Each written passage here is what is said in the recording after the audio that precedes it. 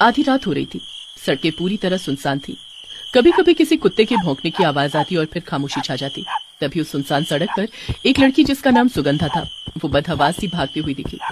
उसका चेहरा और उसके भागने की स्पीड देखकर लग रहा था जैसे कि कोई बहुत बड़ी मुसीबत उसके पीछे पड़ी हो और वो उस मुसीबत से भागकर दूर, कहीं दूर निकल जाना चाहती हो।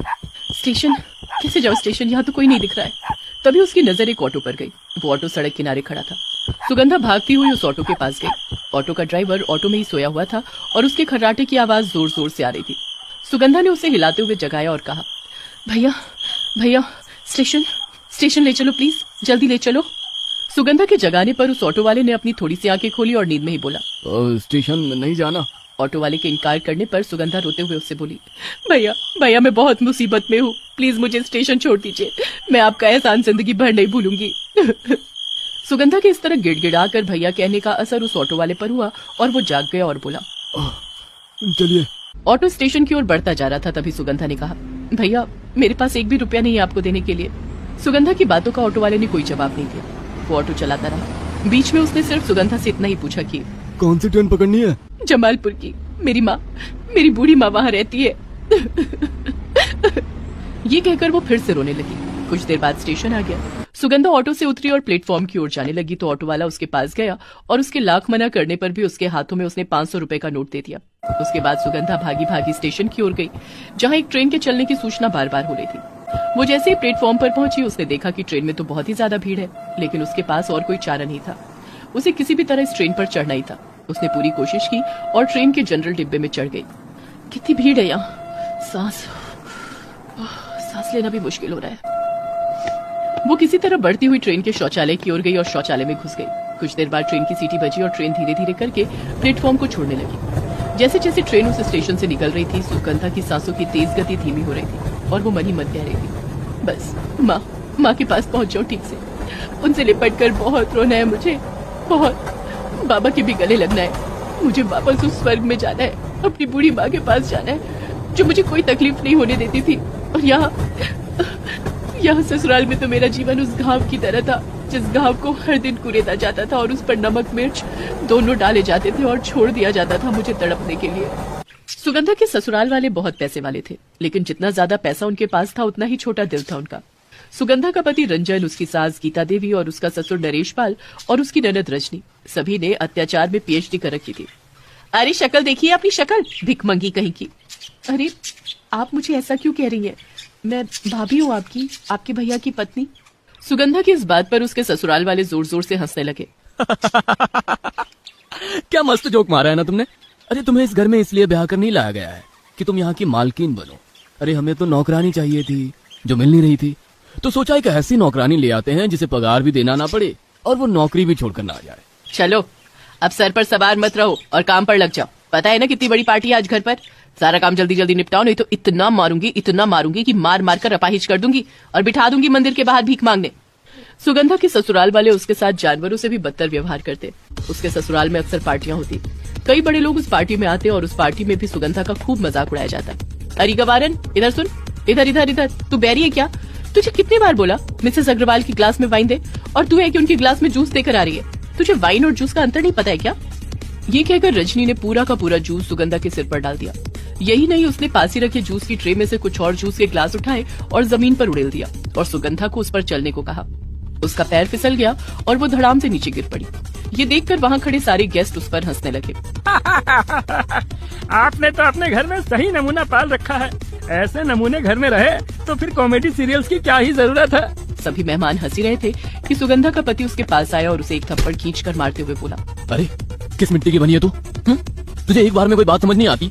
चल अब जल्दी से साफ करिए सारा जूस, लेकिन किसी पोछे से नहीं, चाट कर साफ कर, नहीं तो सारे गेस्ट के सामने तेरी वो गत करूंगा कि तू जीवन भर याद रखेगी। सुगंधा सारा का सारा फर्श पर पड़ा जूस किसी जानवर की तरह चाट कर साफ करने लगी।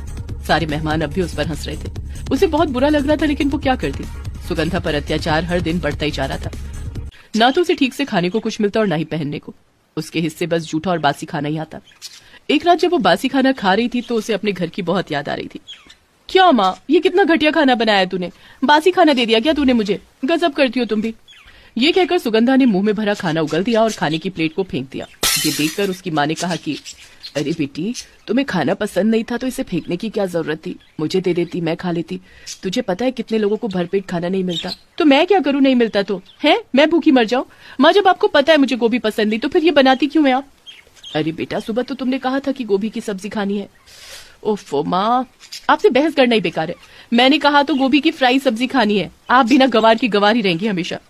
सुगंधा अपने माता पिता की इकलौती बेटी थी। वो गांव में ही रहती थी।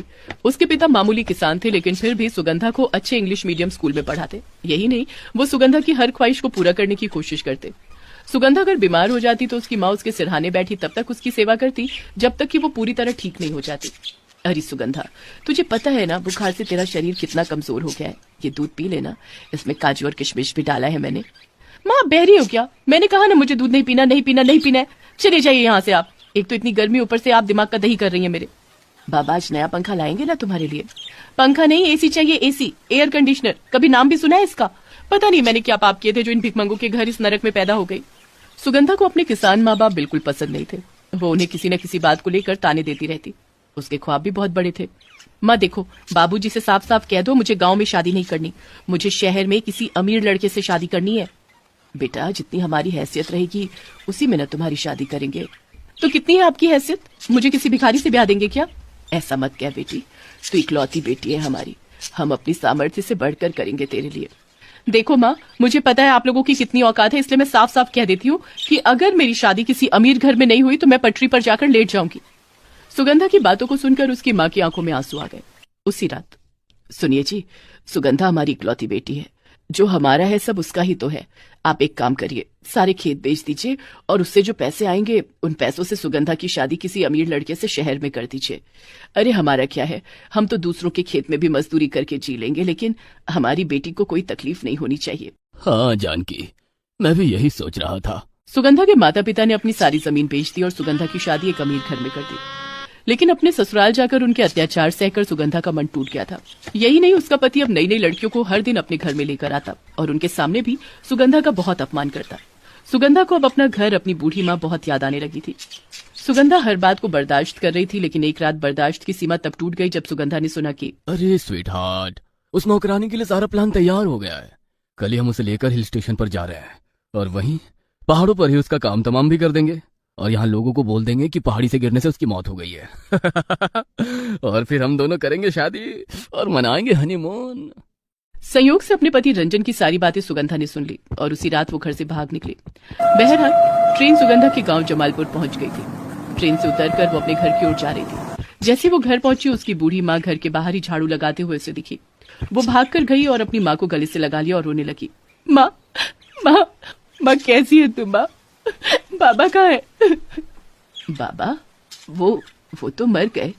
तुम्हारे ससुराल वालों को तो कॉल करके बताया था, उन्होंने तुम्हें बताया नहीं? नहीं माँ, मुझे कुछ नहीं पता, कुछ नहीं। बाबा कब मर गए? कब? 2 साल हो गए बेटी, 2 साल। मुझे किसी ने कुछ नहीं बताया माँ। तभी तो मैं कहूँ कि भले ही तुम्हारी हमसे बहुत नाराजगी रहती है, लेकिन बाबा के मरने पर तो तुम्हें आना चाहिए था। मैं कैसे आती माँ, कैसे? मैं तो खुद घुट घुट कर जी रही थी। उसके बाद सुगंधा ने अपनी सारी कहानी अपनी माँ को बताई। उसकी माँ ने जब ये सब सुना तो, अरे उन जालिमों ने मेरी फूल सी बेटी के साथ इतना बुरा व्यवहार किया, तुझ पर अत्याचार किया।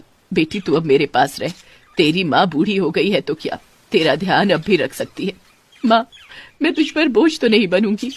अरे 9 महीने कोख में रखा है मैंने तुझे, 9 महीने। एक औलाद कभी भी अपनी माँ के लिए बोझ नहीं हो सकती बेटा, नहीं हो सकती। अपनी माँ की बातों को सुनकर सुगंधा ने उन्हें गले से लगा लिया और कहा कि शहरी सास से अच्छी मेरी प्यारी बूढ़ी माँ।